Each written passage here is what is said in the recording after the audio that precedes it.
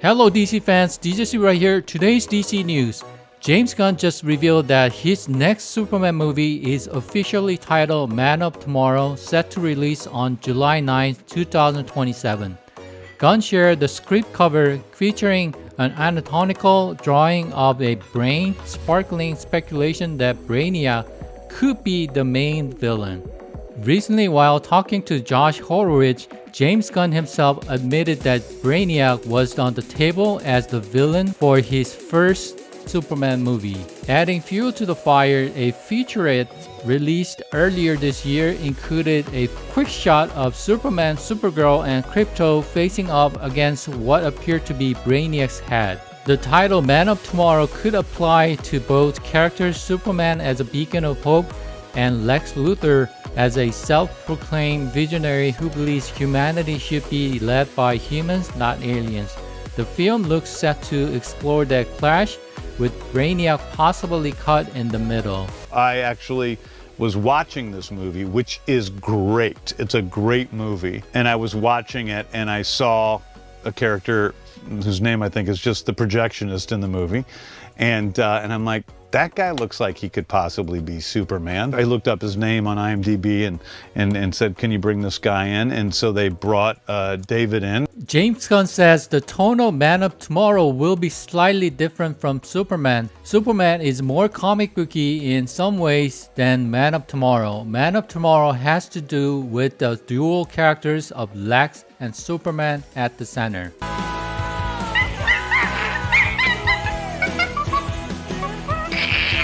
Well, I mean, one of the things that we did was when we first took over, I had written up what point was what? But I had written up like what the first shows were supposed to be, and then but where the story eventually went. And so then we met with David Zaslav, who's the one who hired us. We told him what the basic plan was. He was into that. We got hired. He was the only one that knew that, and then we told Mike DeLuca and Pam Abdi, and they were into it, and Casey Blaze, who's out of HBO Max. So we had a basic plan, but then I hired a group of writers who I really respected, who came in, and we kind of worked out the whole story. Now, some things have changed since then for various reasons, but the basic thrust of the big story is the same. That is what started in Superman, continues in Peacemaker, goes to the next Superman movie, and then will continue from the movie after that, and then after that. So there's this the bigger plan that we came up with. It feels like it's got to be like with everything you have and just the scale, it's like you have to think in terms of like decade, right? Like 10-year It's plans. like a decade, yeah. And maybe a little less, but yeah, but like it's very loose too. You have to be careful because there were certain projects that were a part of that plan that because my other rule is that I'm not going to greenlight anything without having a screenplay that I love. And there were other things that just haven't worked yet. And so you got to be able to have the big picture in mind, but then also be willing and be able to shift anytime you need to. Yeah. So the pinpoints are the same, but some of the specifics have changed. I have a heavy-hitting question for you. You got it. Will we ever get a blue-gray Batman? Is that what you want? It's just what everybody wants. It's not everybody. No, it's not everybody. It's not everybody because I have people. I have somebody saying, "Please give us this Batman," and then they put a picture of the blue-gray Batman on Threads or whatever, and then somebody else says, "You're a piece of shit." Yeah. And I'm like, he's a piece of shit because he likes. He likes a color. You have a pretty hard. That's the thing. There's a religious aspect to so much of this stuff that's very uncomfortable because. Should Batman have white eyes? That's a big subject of conversation. Is it that's a big combo? Oh yeah, yeah. And it's like, guys, that's really what matters. But those are the things I care about. Should his utility belt be yellow? Should he have the yellow crest around the bat? All of that sort of stuff. And none of those things are what's most important to me. No, what of course. matters is the character, the story, and I think that we have a really, really good story now for what's happening with Batman. Dude, I'm so stoked. Yeah. That was like, for me, I think, age-wise, like introduction to super. So, of course, I saw the Christopher Reeve Superman as a kid. Yeah. And you're mesmerized, right? By he's flying, Totally. it's the whole thing. Yeah. But the funny thing was Batman, the Batman, the Michael Keaton Batman. Yeah. That movie, I realized, like in retrospect, it made me feel like I had adult taste. Do you know what I mean? Like as a kid, you're like, I get you're what like, you're talking I'm a about. fucking grown up. Yeah. Because this shit, I like this guy. Who's this? Jack Nicholson. He's good. Yeah, and yeah, you know, yeah. you're like, oh, she's hot. Yeah, I like her. I like her. Yeah, I like adult women. Yeah, I like adult women. Yeah. Michael Keaton was awesome in it. Like that introduction to that world, and I watched it recently, and it feels like a little more. Like I wouldn't want to say cartoonish, but you know, it's such a it is a separate like the tone in my memory is not the tone of the film. I totally understand what you're saying. But I was like, I was like so in where I was like, I love now. Did you this like shit. Batman before that, or was that what got you into Batman? No, I did like Batman before that, and I even because. You know, as a kid, they were playing even the old Adam West. Oh yeah, stuff. totally. Like, you know, so I was like, oh, Batman's cool. Batman. I was like Batman, Robin. I thought it was like a cool character. I had some comic books, but you know, that movie for me, so I was like, I didn't realize this is. I forget what year this is, but 89 was the first Batman. So that's perfect because I'm 10.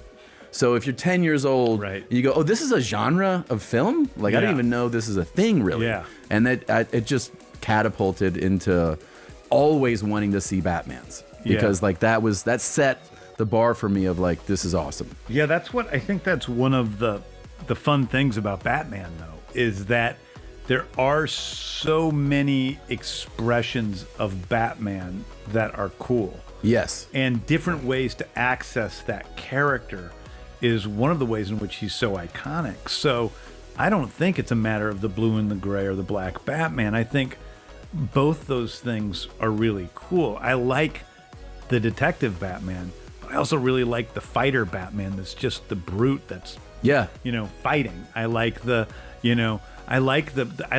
silly 50s Silver Age Batman with Batmite, and that's kind of closer to what the original Batman TV show was like.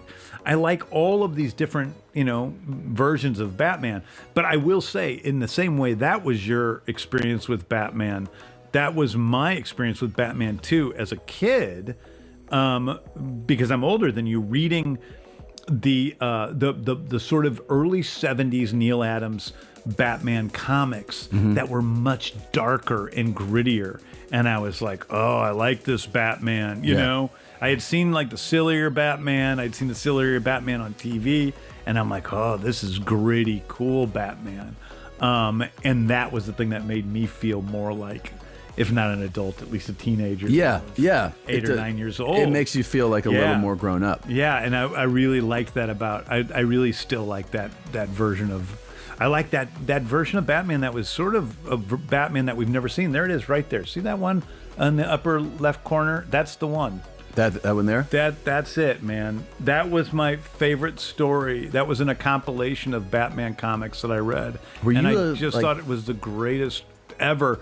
And it was Batman, supernatural Batman too, which is something we've never seen Batman in like a sort of supernatural environment. Were you like a huge consumer of, like, were you like voracious? It was my life. It was your life. It was my life. So this is like destiny, is what it feels like, kind of. Well, I think a lot of people had that as their life that are not the head of DC Studios. That's true. But it's cool that the person who is the head does come from that DNA. Oh yeah. I mean, like I spent so much of my childhood skipping school, staying home, and drawing comics. And the main things one of the main things I drew were these characters in comics with Batman. So I drew like DC comics, and I had all my own characters who I liked to have teaming up with Batman. I wanna ask you a couple broader DCU questions, if you'll indulge me, and then if we have some extra time, we can maybe do some rapid fire at the end. Connective tissue. You're at the dawn of a new entwined universe. What can we expect on the DCU connectivity front in the final 3 episodes of season 2? Like, is there anything you could tease for us or tell us about the volume or nature of what those connections might be? You know, how season 2, obviously, Superman, the film, and Peacemaker season 2 are already deeply entwined, everything with the dimensional rifts. Every time I saw Superman in the theater, the biggest cheer of the film was when Peacemaker showed up. So obviously the connections are already apparent. You know, Guy Gardner, Hawkgirl, Maxwell Lord, etc. What about moving forward? Incredibly important to, you know, I mean, listen, I want to make sure that people can pick up and watch something without having to see something before it. Yeah. So that said, episode 8 is important to Man of Tomorrow as anything. So, okay. Interesting. Yeah. Interesting. Intriguing. So Man of Tomorrow, you recently announced the date. Obviously quite soon. July 2027. Exciting, thrilling. Curious about like how you navigate these tonal shifts as you're working on all of these things, either the things that you are directly show running, directing, et cetera, but also just more broadly, you know, overseeing the DCU. All of your stories have always featured I think a blend of heart and humor that is really unmistakably yours. But going from a show like Peacemaker, which, you know, as you've noted, is like not for kids, which people should expect to be kind of depraved and which rewards that anticipation, to different sensibilities and tones. Like, is that challenging when it is in such a tight span of time? Is that like a stimulating creative pursuit? How do you navigate that as you're actually working on all of these things in tandem? I don't even think, I never even give it a thought. I think, okay. You know, when I'm writing a movie or a TV show or whatever, there's a definite lane that it's in. There's a part of what is natural to that story, you know? And so when you see, you know, characters in one project versus another, there's definitely a different vibe. And it isn't only like, you know, language or dirtiness or anything. Like, there's a different vibe to Peacemaker. It's just much more gritty and grounded in a certain way. It's gravity is a much bigger part of the story. And even when actors come in from, I'm trying to remember where we are in the season, you're in 5. So yeah. There's a lot more to come. Yeah. But, you know, when we see characters that are in both worlds, you know, instantly I notice that there's a shift in the performances, like rounded thing in Peacemaker. And there's something more glorious in a Superman. But even between projects, I don't think that the story in Man of Tomorrow is slightly tonally different from Superman. They aren't exactly the same. It's Superman's more comic booky in some ways than Man of Tomorrow. And it has to do with the dual characters of Lex and Superman at the center of Man of Tomorrow, and other things. But, you know, I think even in the Guardians movies, if you look at them, they are slightly different from movie to movie. And I think that's part of the fun of everything for me, you know. I always loved when I was so excited when Aliens and Predator got to team up, you know, because they were totally different types of movies. Alien, like a big goofy comic book movie, and, you know, Aliens are kind of these gritty, scary things, and even those movies are very different. So I always love that. I love the mashup of different genres and seeing these characters go from one genre to the other. I'm watching the dailies of Clayface all the time. I'm like, this is totally different, you know, watching episodes of Lanterns, which is also very grounded, but not grounded in the same sort of comedic fucked up way as Peacemaker, but grounded in a much more sort of serious way, I guess you could say, you know. And each of these things are different. And what is so fun for me is for them to be in the same world and to really give the different creators a lot of leeway in what they can do. Right. And when I say that, I also include myself when I'm working on different projects. You mentioned earlier that Lex is one of the characters, along with Harcourt, along with Rocket, who you see yourself in the most. Maybe you put the most of yourself in. No, I think it's fascinating. People are complex. But I am curious, you know, from on the Man of Tomorrow front, mean, the first thing you posted about it was there's Lex right there, right? And to the extent that this is something you can like engage with at all, what, given your real personal connection to that character and your interpretation of and rendering of that character, what are you most interested in exploring on the Lex front in Man of Tomorrow and in the future more broadly? Yeah, I think I'm just more interested in getting into the heart of Lex and seeing how he fits into all of this. I think that getting to know Lex more as a human being, I think we saw, a lot about the evil part of Lex. I don't think, it's hard. He's pretty evil. He's a pretty big guy. But I think that I just want to get to know. I think he as a character is really interesting. I think that there's something, despite everything, that is incredibly heroic about Lex. Take aside like morality, which is hard to do. But here is this guy who's saying, you can hold up a building, you can shoot down, planes with your eyes. Fuck you. Yeah. I'm gonna kick your ass because I'm better than you. Right. And that is, you can't, I can't help but admire his tenacity and his sort of ego and his his ambition is beyond compare. Yeah. He puts in the work.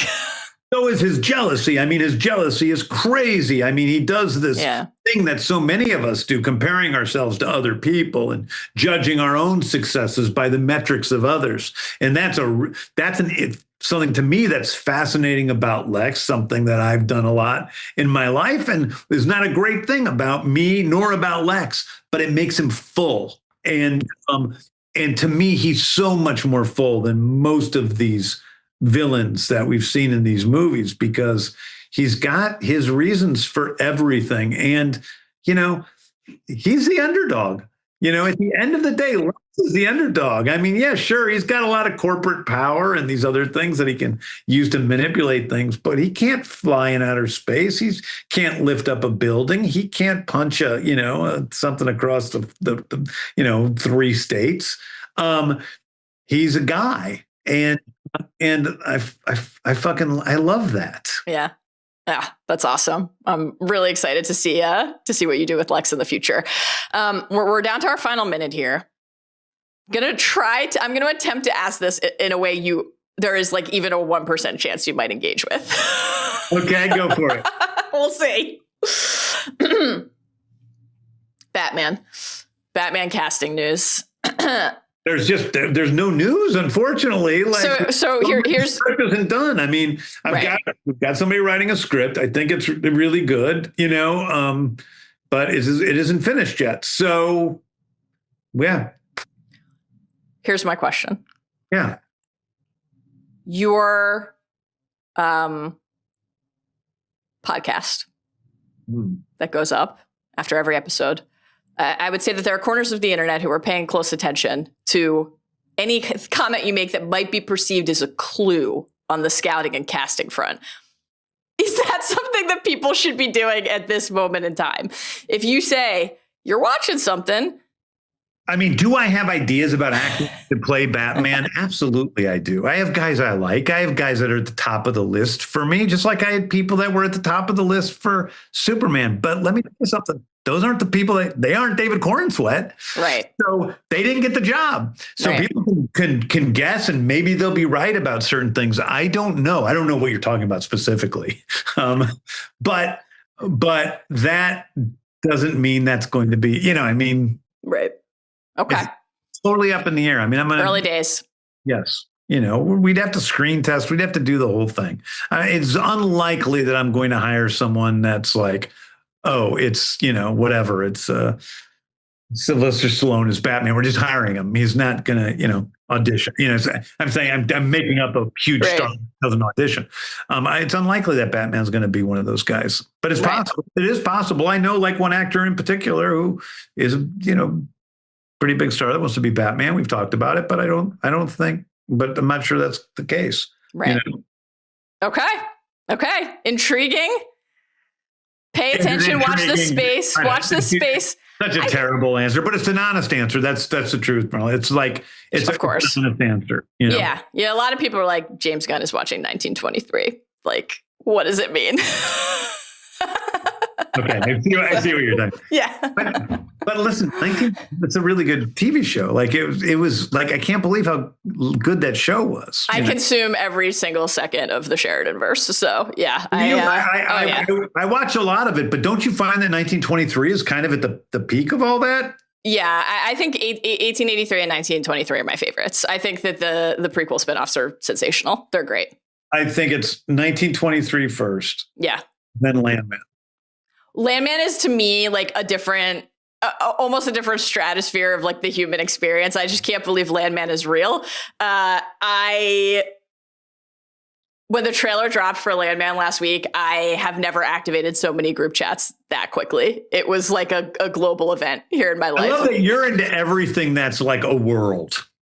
Yeah, if it feels like a universe, if the characters are fully realized, like I cannot believe that the characters in Landman say and do the things they do, but I believe that those characters say and do the things that they do. It's just unbelievable to me. But does Sheridan get as much shit for putting in like actors in different parts of the world, even though he's reusing actors? Does he get trouble for that like I do?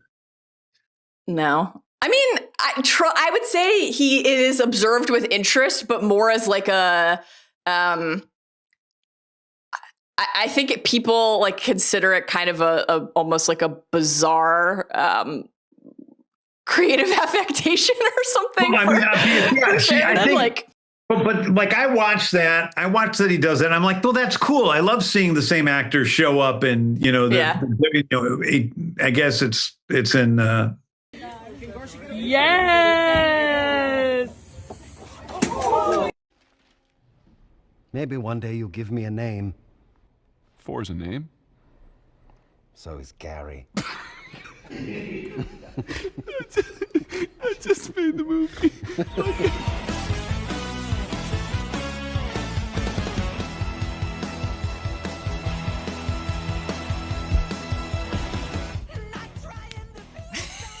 Yeah, laugh at that. I'm trying to be cool. I know, you're trying so hard. Put the zucchini in a fridge in a bowl overnight, or for at least...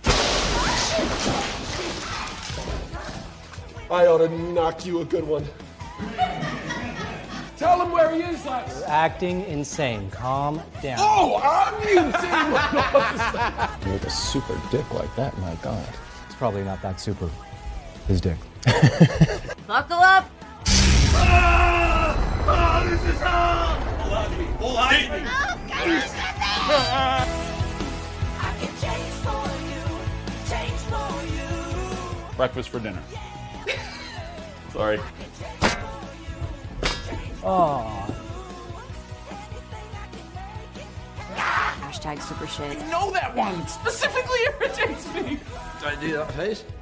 Yep.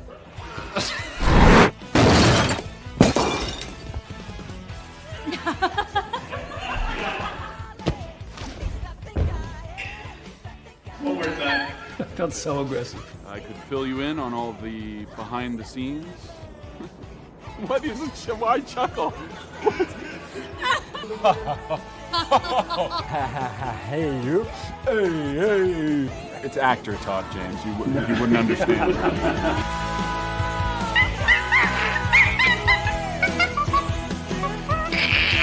You should rest. No can do, Four. I gotta get back to the fray. You're my Superman. If not today, then tomorrow. Hey, just another day in the life of the Justice Gang. I almost hit Spider-Man. I mean, Superman. I beg your pardon. Shake it. There it is. Oh, we got him. We got him. Dance, monkeys, dance. What we want?